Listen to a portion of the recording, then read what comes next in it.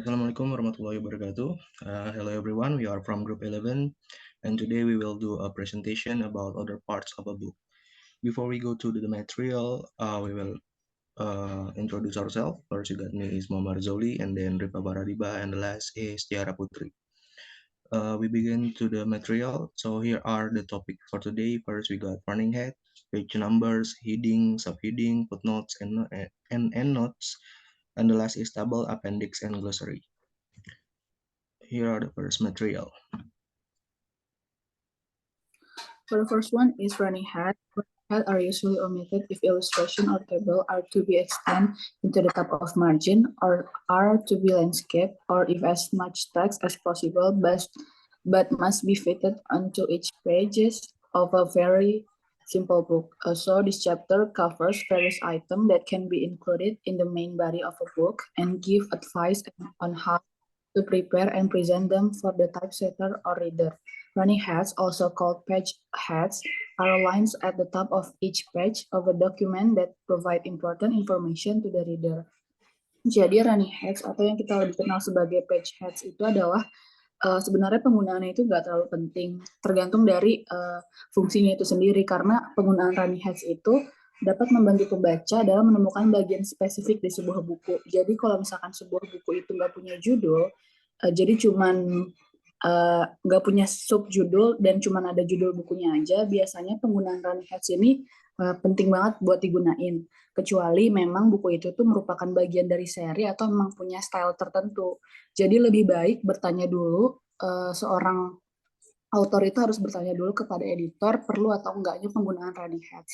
Karena biasanya penggunaan running heads itu bisa dihilangkan tergantung dari kemauan dari masing-masing editor dan author.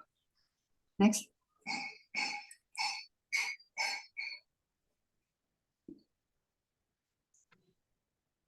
The next one is what should be used for running heads. In dictionaries, running heads usually consist of the first and the last item on the page. In fiction, running heads often have the author's name on the verso and the title on the recto. In journals, running heads may be the same both sides and consist of authors and abbreviated article title. So, running heads should include relevant page numbers only, not only for the whole page. If there are endnotes, chapter numbers should appear in the running heads of the text. A relevant page number from the text in the running heads of the notes.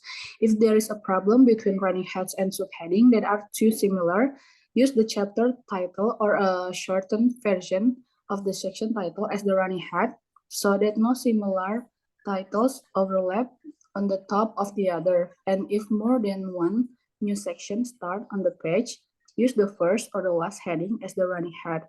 But this rule should be consistent throughout the book. Jadi biasanya di penggunaan running heads ini tergantung dari jenis bukunya itu sendiri. Yang pertama itu di kamus. Jadi penggunaan running heads itu kalau misalkan di dalam kamus itu biasanya terdiri dari item pertama dan di halaman terakhir. Biasanya di dalam sebuah katalog itu ada judul bagian atau subjudul dan nama atau nomor item pertama dan terakhir di sebuah halaman. Atau bisa juga di item pertama di halaman kiri dan yang terakhir di halaman kanan. Nah, yang kedua itu di buku fiksi. Nah, biasanya penggunaan running heads di buku fiksi itu berisi nama penulis di sebelah kiri dan judul di sebelah kanan. Atau juga bisa judul buku di sebelah kiri dan juga judul bab di sebelah kanan. Yang ketiga itu ada jurnal. Jurnal itu penggunaan running heads bisa sama di kedua sisi, yang berisi nama penulis serta judul artikel yang dipersingkat. Next. And the next one is length and style.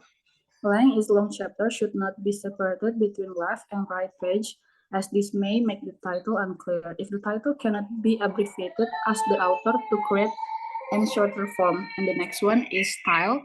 In writing titles, running head, or quotation, pay attention to the small capitals or italic small capital. So running heads can be set with space capital letters or a combination upper and lower case letters. Titles of literary works can be italic, that can be reversed to the Roman letters, and then put the quotation mark. However, since the use of quotation mark tends to give words an overconscious feel, it may be better not to distinguish unfamiliar words, even if the distinction between Roman and italic letters cannot be maintained.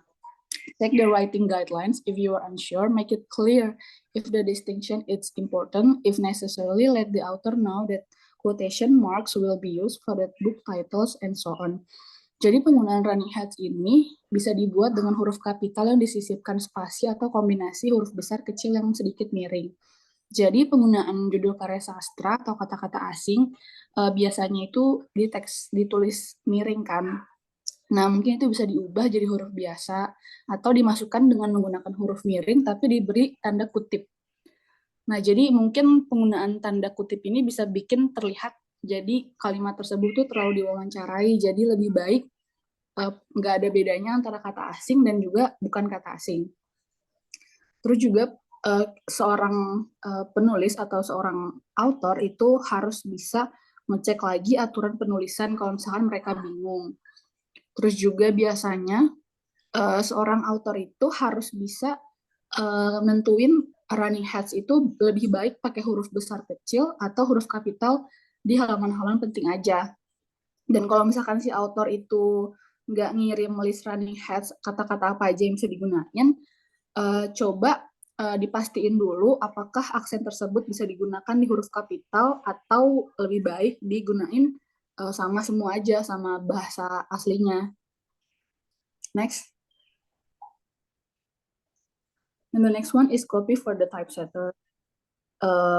When using short titles in running heads for a book, it is important to provide a list to the typesetter. This list should include the author's name and the short titles for various sections of the book, such as the preliminary page, index, text and notes, and bibliography. It is crucial to ensure that the list has accurate wording, capitalization, accent, and quotation mark.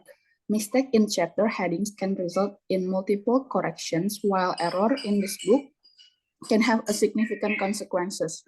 If any chapter, section, or book titles during the editing page, it is essential to update the running heads and table of contents accordingly. In some cases, publisher may not require a list of running heads as their typesetting computer has automated this process. Jadi kalau misalkan kamu mau pakai running heads, tapi judul-judul yang digunain itu pendek, itu lebih baik list-list kata-katanya dikasih ke typesetter atau penata huruf.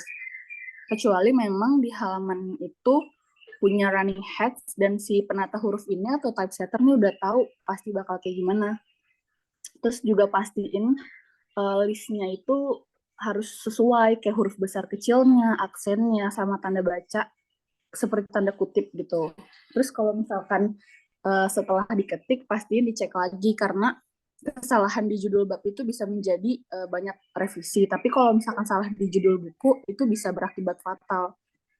Kalau misalkan bukunya sederhana bisa juga ditandain kira-kira mana aja sih yang bisa jadi running heads. Kayak misalkan judul buku, judul bab, dan subjudul. Tapi pastiin juga nih seorang author itu harus tahu maunya editor tuh kayak apa. Dan tahu juga maunya penerbit kayak apa biar tujuan dari masing-masing itu kayak author, editor, dan publisher itu sama gitu. Next. And the next one is page numbers. Instruction on page numbers in printed book. Page numbers are placed at the foot of the page or on the same line as the title. Numbers are omitted from blank space, blank pages, titles, and other forms. So when it comes to page number, there is usually no need for special detail, except to say where page begins. So page number are usually not written on the blank page, but also skipped from the other form or feedback page at the back of the book, and page number are also skipped if there are tables or figure that fold or make the page longer than usual, unless this makes more than 2 pages without numbers.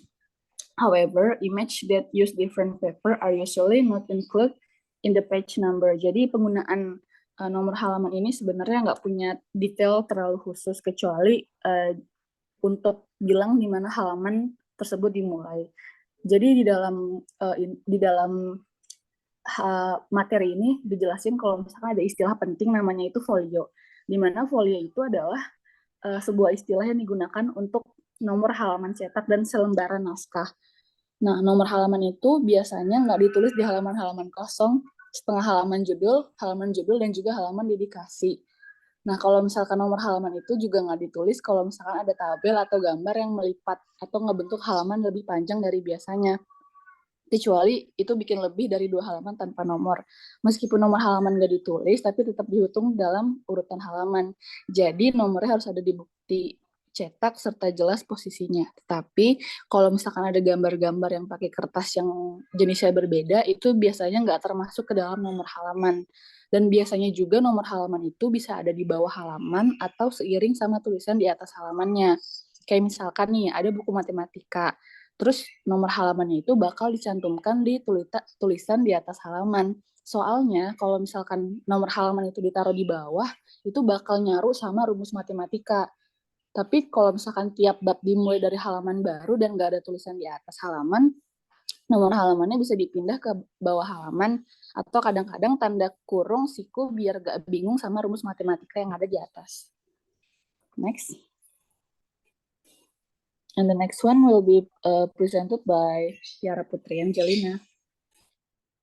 Okay, the next topic is headings. Even if there is predetermined house style for headings in the preliminary pages and matter, we will still need to check that the title and subtitle are correctly identified and the hierarchy of headings is clear. Jadi, walaupun dalam sebuah buku itu style for headingnya sudah ditentukan, namun editor itu masih perlu memeriksa bahwa judul itu sudah diidentifikasi dengan benar atau sudah jelas. Next, there is chapter headings and subheadings.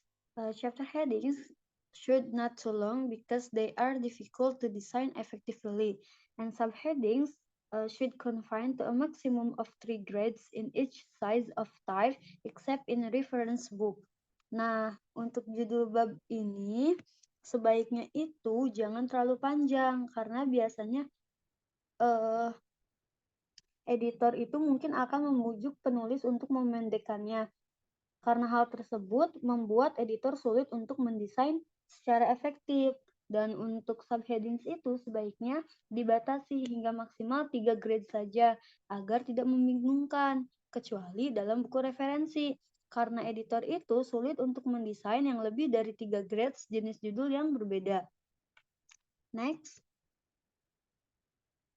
is coding subheadings and style. For coding subheadings, set in smaller type such as appendix bibliography because many academic books follow a predetermined standard design or series specification which will specify the typographical style for the headings. And for the style, tell the designer or production department about the design of headings. For example, headings that are very long or very short or contain Greek, Arabic figures, lowercase symbols, book titles or foreign words in italic, etc. Nah, jadi untuk coding subheading, jadi subjudul itu diatur dalam jenis huruf yang lebih kecil, seperti di lampiran dan daftar pustaka, karena banyak buku akademis itu mengikuti desain standar yang telah ditentukan. Nah, untuk style itu, editor harus bertanya kepada desainer atau departemen produksinya tentang desain judulnya. Apakah ingin judul yang sangat panjang atau sangat pendek? Nah, apakah fontnya Yunani atau harus italic dan yang lainnya. Next. The next one is footnotes and endnotes. For endnotes, if the term appeals to general readers as well as scholars, the publisher may relegate to endnotes the search that few readers will want to follow up. And for footnotes, if the term is information which the general reader may enjoy but which cannot easily be fit into the text. Nah, untuk footnotes and endnotes ini, jadi kalau untuk footnotes Jadi dalam sebuah buku itu bisa memakai footnotes dan juga bisa memakai endnotes saja. Nah, jika buku itu memakai footnotes, digunakan ketika istilah tersebut informasinya menarik, namun sulit untuk dimasukkan ke dalam teks. Jadi dimasukkanlah ke footnotes. Kalau misalnya buku itu menggunakan endnotes, ketika sebuah istilah itu menarik bagi pembaca, namun kemungkinan hanya sedikit saja dari mereka yang akan memfollow up-nya. Next. Nah, for footnotes, may be shortened by omitting information, title and page number are mentioned in the text, and footnote need give only publisher, place, and date. And for style of footnotes should end in a full point, and some publishers start footnotes with a lowercase letter. Jadi, footnotes itu bisa dipersingkat dengan menghilangkan informasi seperti judul dan nomor halaman karena judul dan halaman tersebut itu sudah disebutkan dalam teks. Jadi, footnotes itu hanya perlu mencantumkan penerbit, tempat, dan tanggalnya. Nah, untuk style untuk footnotes itu biasanya harus diakhiri dengan tanda titik, dan beberapa publisher itu biasanya mengawali footnotes dengan huruf kecil. Next is endnotes. Endnotes are usually numbered in one sequence throughout each chapters. And position of endnotes for the first is at the end of the relevant chapter or article, and the second is at one page before the bibliography. Nah, biasanya itu endnotes itu diberi nomor dalam satu urutan di setiap bab. There are the best position of endnotes. Yang pertama itu di akhir bab atau artikel yang relevan, dan yang kedua itu pada satu kelompok sebelum daftar pustaka. Next. The next topic will delivered by Zauli. Okay, the next material is about a table. A table is a set of data, descriptive or numerical, formatted in rows and columns. They are used to display information that is too complex or granular to read in the main text or a list. So here are the parts of the table. First, we got the table headings. Headings are consistent in content and style and we should keep the capital letters to a minimum. The title usually preceded by the table 1 or table 1.1 should be as short as possible, though, without the use of unnecessary abbreviation. Next is column headings. Column headings are usually in Roman or italic, but may be in both. The headings are consistent in content and style and contain the minimum necessary information. Next is stub. The stub is the left-handed column, which identifies the rows in the same way as the column headings identify the columns. The next is numbers. If the decimal in any column have different numbers of digits after the decimal point, it should be indicate the accuracy of the result. Mostly the numbers is contained the data that contained in the table. The next is the total. The word total may be indented or set in a small capitals or italic, and there may be extra space or a rule above the total. Some table styles have a rule above the total and omit the word total. The last is notes. Notes are placed immediately below the table. Though some publisher place any general note immediately below the table title. There are four kinds of notes. First are general notes. The next is source. The next is notes on specific parts of the table, and the last is notes on the level of probability. And also the same order should be used throughout the books. And the last we got appendix and glossary. So appendix is a supplementary material at the end of a book, article, document, or other text, usually of an explanatory, statistical, or bibliographic nature. Appendixes are usually in a smaller type than the text, as they are less important, but they may be set in the text type of they contain complicated mathematics, long quotation, or other displayed material. And last is glossary. If a book contains technical terms that may not be familiar to some readers, the terms should be explained at their first occurrence in the text. If they are used more than once, they should be also listed in the glossary, which is usually placed immediately before the bibliography, if any, and indexed so that it can be found easily. If the glossary is only 1 or 2 pages, it may be placed at the end of the prelims. So that was the presentation from our group. Thanks for the attention. Assalamualaikum warahmatullahi wabarakatuh.